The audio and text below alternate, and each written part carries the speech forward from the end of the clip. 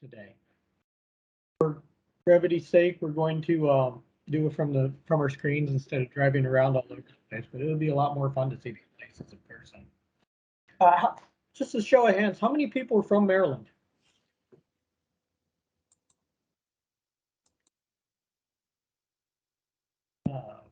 I said that and then I realized I didn't have my chat up where I can actually see your answers.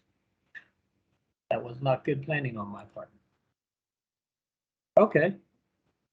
So we have quite a few that are from, we have a few that are from here. I know there's some that aren't raising their hands that are from here. Anyway, so Maryland itself is a pretty diverse state with a diverse landscape. We have physiographic features that range from really old mountains in the west to shoreline in the east, and a lot of different kinds of geologic history and variety in between. So over here in the green, we have the Allegheny Mountains and we have the Blue Ridge Mountains here. These are characteristic of the rugged landscapes that you might find out in western Maryland. Throughout these, we have the Potomac River Basin that cuts into there, and it drains all of that into the Chesapeake Bay. So hydrologically, it means that most of this area is still connected to the Chesapeake Bay, even though it's a mountain range pretty far removed. We also have these rolling hills of central Maryland that have a unique geologic feature, Sugarloaf Mountain, right there at the Red Star, around Poolsville, Comus area. Locally, it's called a mountain, but it's really a monadnock. A monadnock is an isolated hill of more resistant bedrock geology that comes above a plane of more erodible materials. In this case, we have a bunch of quartzite that is surrounded by more erodible schist and shale. To the northeast, we also have the Susquehanna River that cuts through, even though most of the Susquehanna River Basin is up in Pennsylvania. And all of this is coming towards a geologic demarcation known as the fall line. That's this red line here. I'm going to refer to this feature a lot more during today's presentation. The fall line is the boundary between the Piedmont bedrock formations and the coastal plain sediments. And it got this name because it was generally the head of navigation on rivers, because that's where they would run into waterfalls due to the change in elevation and geology. Some examples are Great Falls, Gunpowder Falls, so forth. And significantly, a lot of major cities are found along this line. You see, we have Wilmington, Baltimore, Washington, and if you keep extending this feature down, we also have Richmond, Raleigh, Columbia, South Carolina, and even Augusta, Georgia. This feature generally follows I-95 through the eastern coast, through the east coast of the U.S.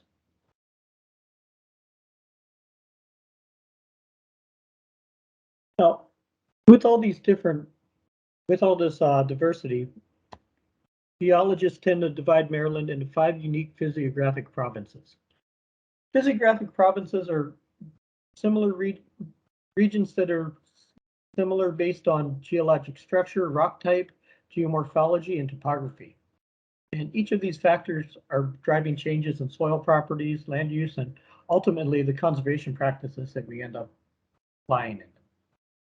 Here in Maryland, we have the Appalachian Plateau out here west of Dance Mountain that dominates Garrett County. And we have the Ridge and Valley province that runs from Dan's Mountain out to roughly Smithsburg or so.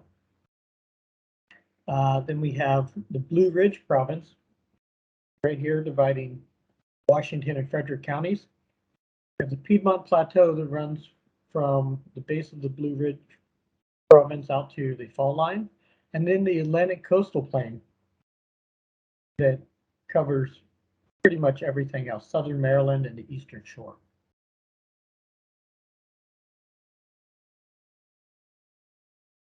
However, within the NRCS, we don't just look at physiographic provinces. We had to cut that down a little bit further. And we use what are called major land resource areas, or MLRAs. They're very similar to the physiographic provinces, and if you look at where the boundaries are, you can see that they're pretty close to the same places. However, these major land resource areas they feature similar physiography, geology, but also climate and land use. And they look at water, soil, and biological resources to help make some of those breaks. So they're similar, but the differences in land use or biological resources can cause them to be subdivided a little bit further, especially on the coastal plain side. You can see that we've taken this coastal plain province and we've segregated it into three different MLRAs. The northern coastal plain, the mid-Atlantic coastal plain, and the northern tidewater area. So now that we've introduced you to this broad idea of MLRAs and physiographic provinces, we're just going to go through one by one, talk about the geology, soils, land use, and how it all ties together. We're going to start as far west as we can get at the Eastern Allegheny Plateau and Mountains. This MLRA is actually a deeply dissected plateau. It has the Allegheny front, which is the Allegheny Mountain Range on the eastern side. Even though you tend to think of Garrett County as very mountainous, this bedrock is generally less tilted and folded than some of the other mountains that we have in the state. It does have the highest point in Maryland at Hoy Crest in southwest Garrett County. That's about 1,024 meters or 3,360 feet. And it also has the Youghiogheny River. That's the only major river in Maryland that doesn't flow towards the Chesapeake Bay or the Atlantic Ocean. In MLRA 127, you also find Deep Creek Lake, which is a fun place to recreate for the summer. The geology here is mostly dominating or alternating beds of sandstone, limestone, coal. I'm trying. There we go. The sediments that form this geology were deposited in a shallow inland sea from sediments that eroded off the ancient tectonic mountains. Climatically, this region in Maryland is temperate, humid continental climate patterns. Precipitation goes from 33 to 68 inches in the entirety of this MLRA, but in Maryland, it ranges more from 42 to 54 inches of precipitation a year. Due to the high elevation, though, even though we have plenty of precipitation there, plenty of rainfall and snowfall, the average growing season is only 122 days. This greatly affects land use and generally means that you're not going to find a whole lot of extensive row cropping throughout this area. Parent materials for soils in this MLRA have a wide range of ages. The oldest materials are Devonian sedimentary beds exposed between Big Savage Meadow and Meadow Mountain. Bedrock there is about 380 million years old. There are also some younger upper Pleistocene terraces along major tributaries, and floodplain deposits are generally Holocene era. So those are things that are all since the last ice age and younger. Here in this part of Maryland, we have roughly 75% hardwood forest. And forests over here populated generally with oak, black cherry, yellow poplar, maple, and other associated hardwoods. You might have some areas with some white pine, Virginia pine, or at high elevations, you might pick up some hemlock or red spruce. And with all the forest land, especially connected forest land, you get a lot of different wildlife out here. Because of the geology and the topography is pretty diverse here. The Allegheny front has a lot of steep slopes, and differential resistance of the bedrock strata can create a lot of really significant escarpments out there. Valleys are generally caused by fluvial dissection through the bedrock strata rather than strike valleys. So that means these are areas where streams and rivers have downcut through the strata rather than following following folds in the bedrock.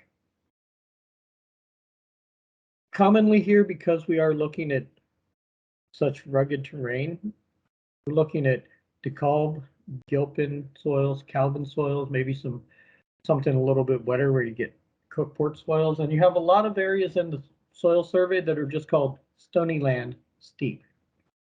So this means you have a lot of deep rocky soils that you're dealing with. A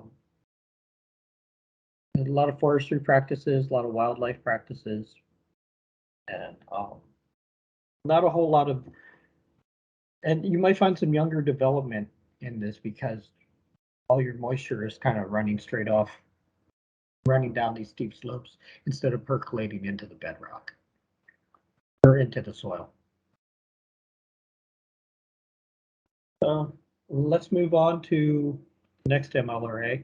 I'm kind of breezing through this because there's a lot of information. The Northern Appalachian Ridges and Valleys MLRA is the one we find next. This is a pattern of repeating sandstone ridges and limestone valleys that trend from southwest to northeast. Has a distinct boundary with the Northern Blue Ridge on the east, where the geology changes to more metamorphic, and to the one we were just in, MLRA 127, where bedrock is less tilted. Contrasting to the Allegheny Plateau, the bedrock geology in this area is highly faulted into parallel ridges and valleys. It occurred on the western front of the ancestral Allegheny Mountains. This event also exposed carbonatic sediments that were deposited offshore during the Cambrian period as the Iapetus Ocean widened up. Periods when the silts and clays that metamorphosed. During that same period, the silts and clays that metamorphosed into the Piedmont upland formations were also deposited. In this MLRA, we have numerous anticlines, synclines, and fault blocks, some of the most well-known of which can be found at Seidlin Hill. There's also wide limestone valleys and narrow limestone valleys. The wider one that you might think of is Cumberland Valley, where Hagerstown is situated. These limestone valleys can create a karst landscape with dissolution caves and sinkholes. And that's really important because those kind of surface or subsurface features can make it difficult to safely manage water quality. You got to be careful with how you're citing your conservation practices for karst topography. The parent materials here have a wide range of ages, generally Cambrian to Pennsylvanian in age, so 300 to 550 million years old. Similar to MLRA 127, you still have the younger Pleistocene terraces along major tributaries and floodplain deposits that are recent. Because of the underlying geology, the topography here is strongly sloping on the very steep to very steep on the parallel sandstone and shale ridges, and it's more level to strongly sloping in the limestone valleys. The elevation ranges from 102 to 240 meters, or 330 to 800 feet in the valleys, and about 330 to 650 meters, or 1,000 to 2,150 feet on the ridges and mountains. So we're looking at an MLRA that has kind of two sets of landscapes, flat valleys and steep ridges. From a climate standpoint, again, temperate, humid and subhumid continental climate patterns, precipitation going from 31 to 45 inches, and your growing season's about 180 days. So it is a little bit shorter in the western part of the MLRA as you get out towards Cumberland. This MLRA still has a lot of forest. It's over 50% hardwood forest, mostly native oak and hickory with some pines on the drier parts of the landscape. You're starting to pick up more grassland and hayland here, and you see some more row crops, mostly the corn soy rotation. Common soils here, you have DeKalb, Buchanan, Weichert, those kind of soils up in the steeper ridges. And then as you get into the limestone valleys, you pick up Duffield, Hagerstown, Funkstown, and the wet some of the wet spots in Oldville. And, of course, these soil lists aren't all inclusive. But on the ridges, you're generally going to find rockier soils. Even though the limestone soils aren't necessarily rocky throughout, there are significant limestone outcrops in those fields that can make cultivation and management a little difficult.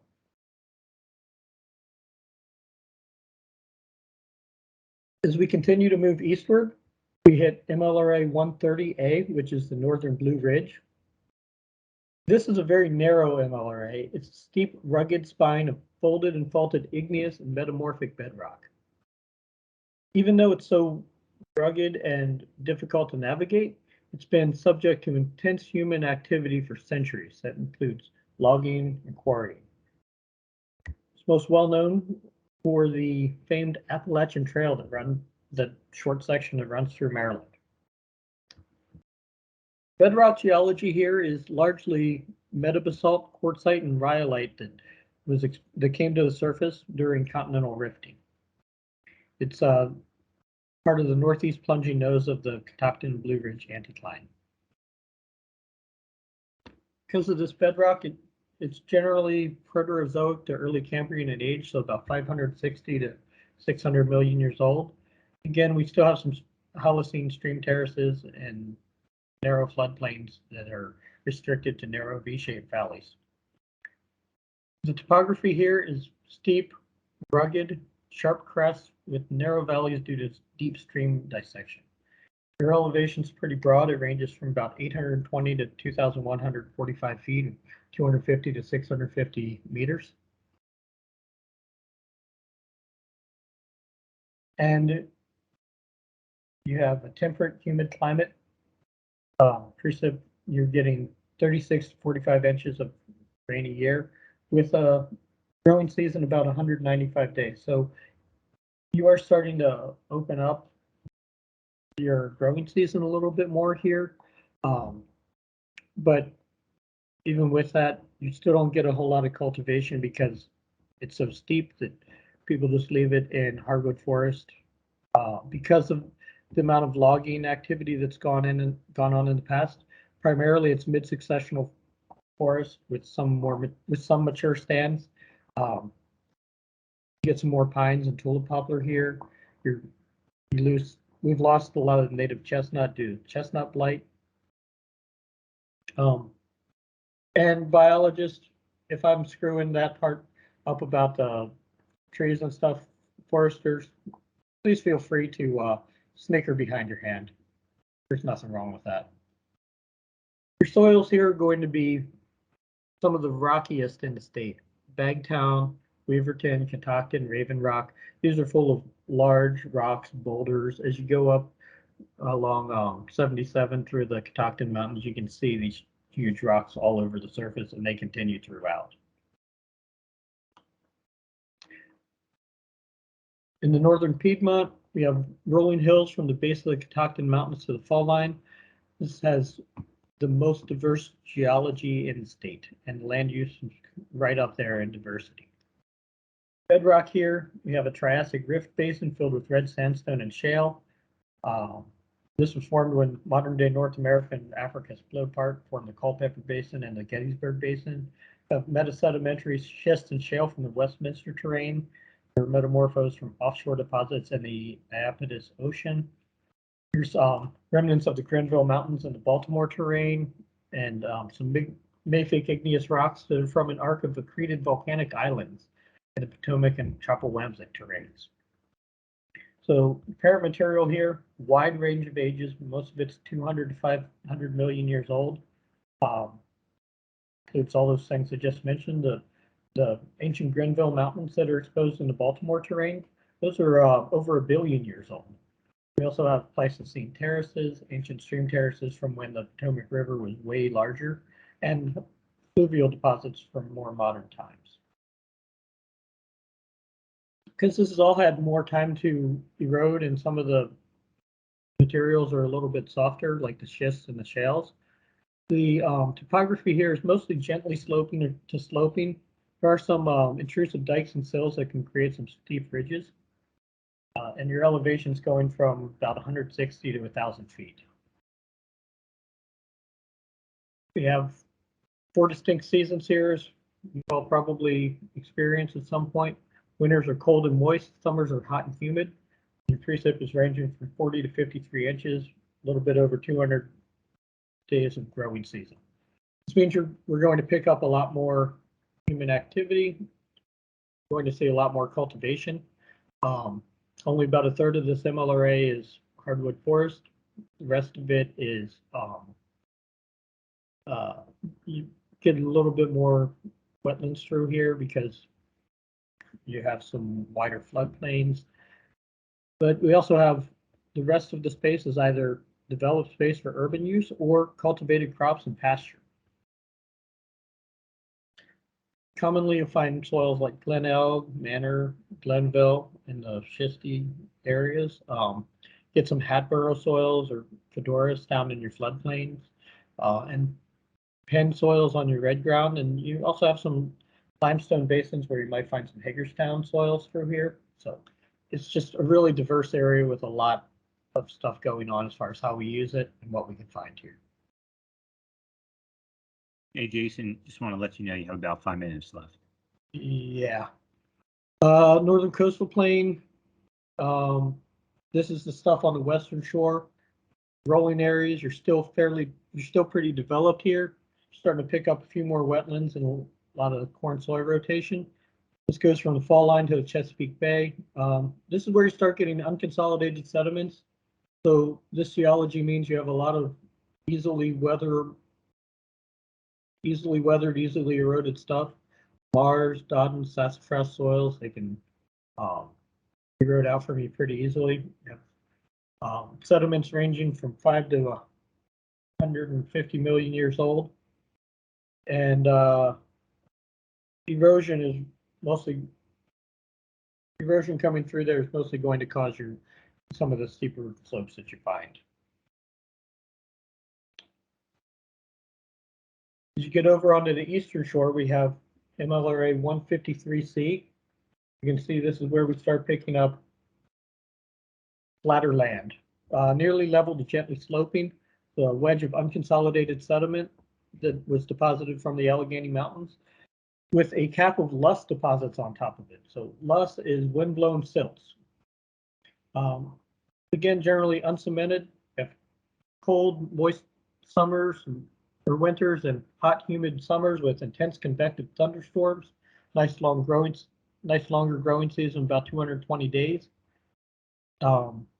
This is where you also start getting more and more wetlands. So where it's not developed, you have dominantly wetlands. Otherwise, you're looking at chickens, corn, soy.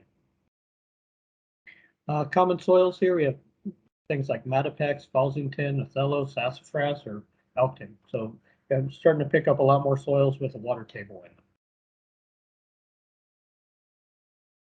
And then finally, we have the Northern Tidewater MLRA, where it's wide and flat.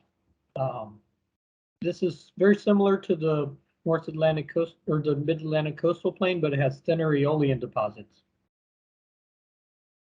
So a thinner loess cap on top of it.